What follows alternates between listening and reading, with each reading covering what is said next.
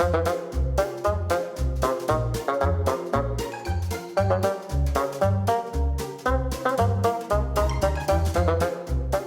today's lecture, I'll briefly summarize the highlights of the course, and I'll outline some topics that I would have covered if there were a part 2 to this course.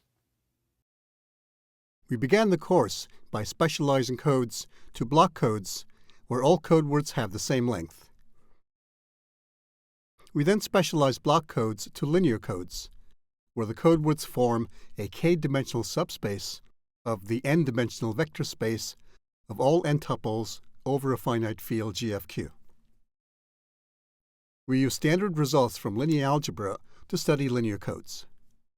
Among other things, we studied the dual code of a linear code, generator and parity check matrices, and a general decoding algorithm called syndrome decoding. We also saw some perfect codes. Hamming codes, which are an infinite family of single error correcting codes, and the Golay code C23. Next, we specialized linear codes to cyclic codes by requiring that the code be closed under right cyclic shifts. We associated vectors with the coefficients of polynomials of degree less than n over GFQ. This gave us a one-to-one correspondence between cyclic codes and ideals in the ring R of polynomials over GFQ modulo x to the n minus 1. And we used this correspondence to study cyclic codes. In particular, we saw that there is a one-to-one correspondence between cyclic codes and monic divisors g of x to the n minus 1 over GFQ. We constructed a generator matrix and a parity check matrix for a cyclic code, where encoding corresponds to multiplication of the source message polynomial by g of x, and syndrome computation corresponds to division of the received polynomial by g of x. We use these properties to develop a simple algorithm for burst error correction. Cyclic codes were then specialized to BCH codes, the latter having the advantage that they can be constructed so that one has a useful lower bound on the distance of the code, and therefore its error correcting capability. We also saw that binary Hamming codes and the Golay code C23 are equivalent to BCH codes. Finally, we took a brief look at Reed-Solomon codes. These are BCH codes where the parameter m has the value 1. We observed that Reed-Solomon codes have excellent burst error correcting capabilities. And we described the Berlekamp-Welsh decoding algorithm that works for all Reed-Solomon codes. This decoding algorithm uses the alternative view of Reed-Solomon codes. If I were to teach a part 2 to this course, here are the topics I would hope to cover. Low-density parity check codes are widely used in practice, including in digital TV, optical communications, wireless communications, satellite communications, and so on. These codes are constructed by randomly selecting a sparse parity check matrix. Here, sparse means that the matrix has very few non-zero entries. It turns out that there are very efficient decoding algorithms for such codes. LDPC codes are good for soft decision decoding, where the decoder is given some partial information about the received symbol.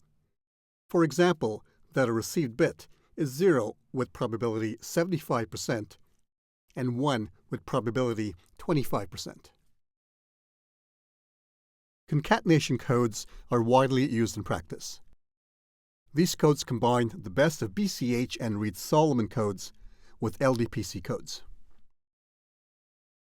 Other families of codes that are commonly used are turbo codes, raptor codes, and more recently, polar codes. Time permitting, I would also show you how error-correcting codes can be used to build public key encryption schemes for providing confidentiality. These schemes are believed to be resistant to attacks by quantum computers as well as classical computers. I would certainly cover Reed-Solomon codes in more depth. There is a faster decoding algorithm for Reed-Solomon codes and also BCH codes with running time big O of n log n, discovered by Berlekamp and Massey in 1969. The Berlekamp-Welsh algorithm that I presented in lecture V7c is slower, having a running time of big O of n cubed. However, it can be adapted for L-list decoding of Reed-Solomon codes, whereby one finds all code words C whose distance from the received word is at most L. The first list decoding algorithms were discovered by Sudan in 1996 and Guruswamy and Sudan in 1998. I would show you that Reed-Solomon codes are optimal eraser codes. In other words, they perform very well when the decoder knows the locations of the errors, but not the values of the errors. This makes them appealing for storage applications. Last but not least, I would present efficient encoding and decoding algorithms for Reed-Solomon codes and their associated hardware architectures.